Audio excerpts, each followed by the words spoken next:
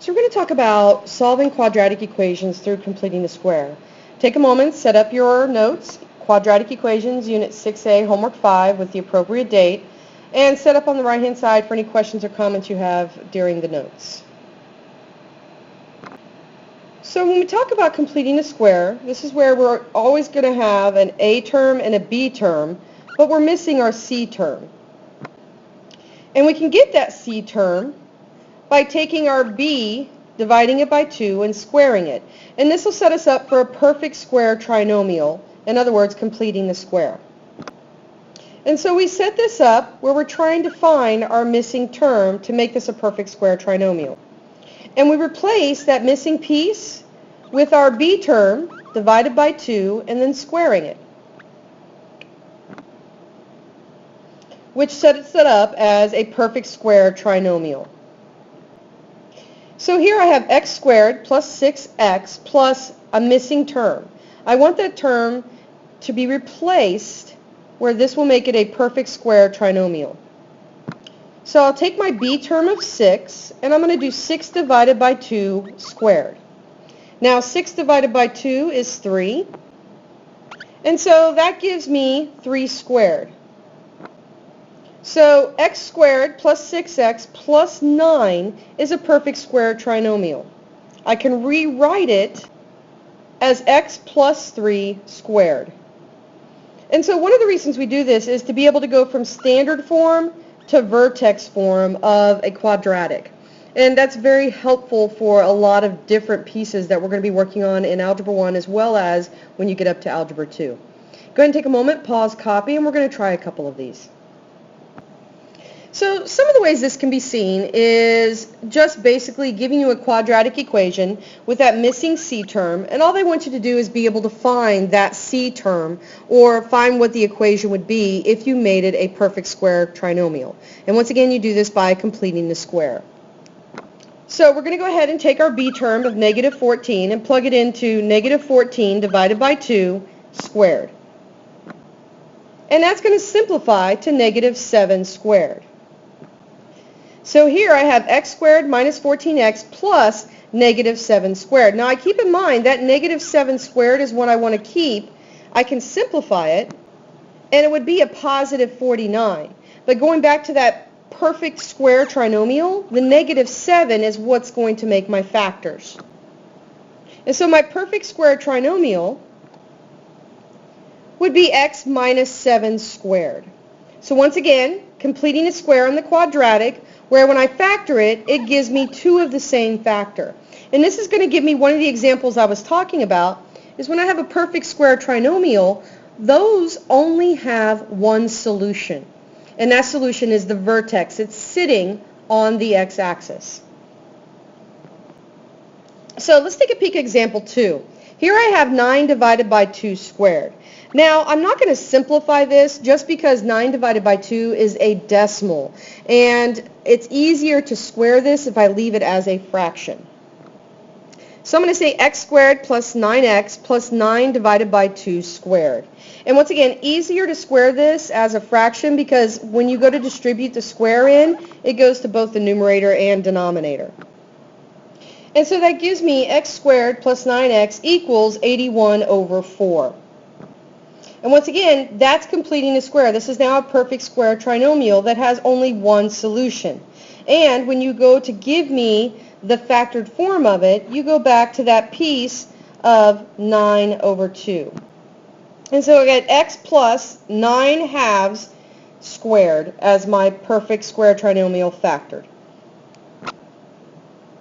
Now we're going to take our b term of negative 4 and use that as negative 4 divided by 2 squared. This one does simplify to negative 2 squared, and that's going to help me complete my square. So I plug it back into my missing piece and simplify, and I get x squared minus 4x plus 4. And this is my perfect square trinomial. Factored, it gives me one solution of x minus 2 squared. Go ahead and take a moment, pause, copy, before continuing on. So let's talk about how completing a square can help us solve a quadratic.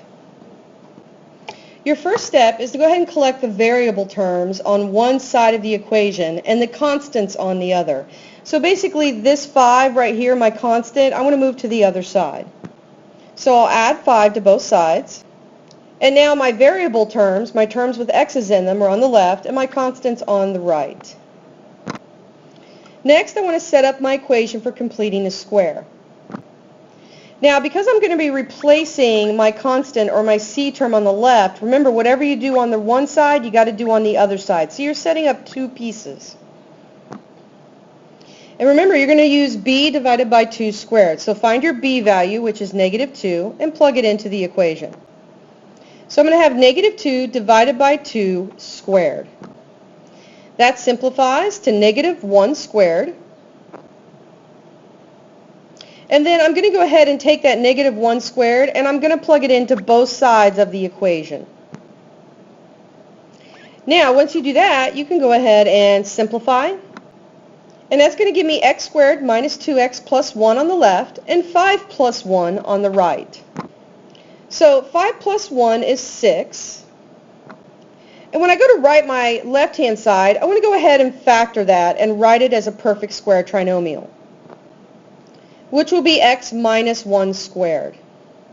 Now, this should look familiar because once you write it like this, now I can solve it using the method I have from last class, which is square roots.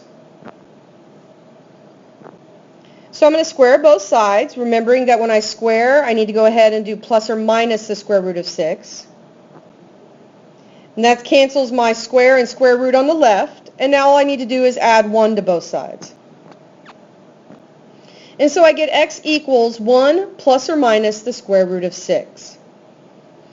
Go ahead and take a moment, pause, copy before continuing on. So another example would be x squared minus 12x plus 20 equals 0. What do I want to do is go ahead and set this up by getting my constant on the other side. And so I'll subtract 20 from both sides. And that gives me x squared minus 12x equals -20. Now I want to go ahead and set up my equations for completing a square.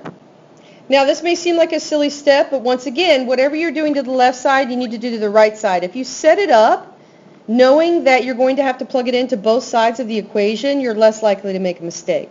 I'm going to use my b term of -12 to help me find my perfect square. And so I'm going to plug it into -12 divided by 2 squared, simplify it, and I get -6 squared. And this is a piece I'm going to plug in to both sides of the equation. So now I can go ahead and simplify my -6 squared. And let's go ahead and simplify the right-hand side of our equation. We get 16. And then when we go to simplify the left-hand side, once again, factor it before you bring it down. And that gives us our perfect square. X minus 6 squared equals 16. So now I can solve this using the square root method I learned from last class. I'm going to square both sides, remembering that when I square my constant side, I need to use that plus minus sign. And then get x by itself by adding 6 to both sides. And that gives me x equals 6 plus or minus 4. Now these are both whole numbers, so I can go ahead and simplify this out. 6 plus 4 and 6 minus 4. 6 plus 4 would give me x equals 10, and 6 minus 4 gives me x equals 2. Go ahead and take a moment, pause, copy. Now here's your try it out. I want you to try the 2 completing the squares, referring back into your notes to see how to do it. Follow the steps we did. And then I'd like you to try to solve these 2 quadratic equations by completing a square. Once again, referring back to your notes and following the steps. We'll go over your answers when you come to class next. Good luck.